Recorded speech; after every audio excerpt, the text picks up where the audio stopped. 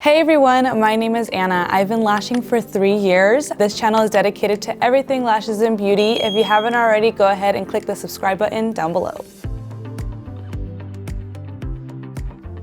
In today's video, we're going to be talking about the best posture for lash artists. As a lash artist, our body goes through a lot of wear and tear. Even though we're doing these really small, intricate movements, our wrists, our hands, our neck, our back, they go through all of these issues. So in today's video, I'm going to be giving you a few tips on how to decrease these issues and increase the length of your lash career. So first things I'm going to talk about is your hands and how to work with your tweezers. One tip that I can give you guys is to always move your wrists forward and backward instead of side to side. You always want to make sure that you are holding your tweezers in the most neutral place possible. So you want to make sure that you keep your wrists in this motion, because this motion side to side can be kind of unhealthy for your wrists. So keeping it back and forth is going to be the best for your wrists. Another thing to pay attention to is the pressure that you're putting on your tweezers whenever you're fanning or picking up.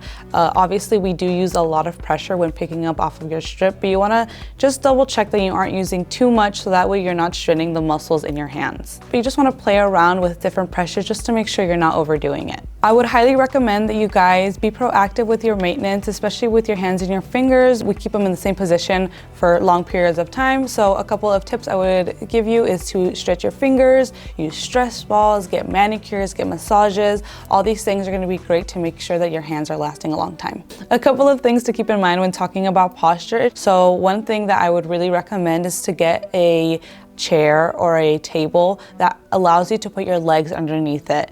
If you can get your legs underneath, your client is going to be able to land straight into your lap and be parallel to your chest. At LivBay, we love to use our recliner, and we also put a base underneath our chair just to bring our client a little bit higher to us. We do have a video on that, so go ahead and click the link above if you want to check that out. Like I said, the base brings our client up a little bit higher to us, and so when they lean back, they land immediately in our lap, and that makes the best scenario for our posture. So if you use a massage table, or if you're a mobile lash artist that has to use a massage table, I would highly recommend using a saddle chair or a kneeling chair. These will be the best options for you as a lash artist. It'll ensure that you have enough room for your clients to land into your lap. A tip that you can do to your actual client to help your back and your body posture is to move their head around. Don't be scared to tilt their head to the left, tilt their head to the right. They'll actually like it because they don't want to be stuck in the same position either. And it's really bad for you to be curving and moving your neck. We're not contortionists, we're lash artists, so make sure that you are taking advantage of that. A couple of extra tips for you guys. In between clients, just make sure you're moving around, you're standing up, get off of your phone.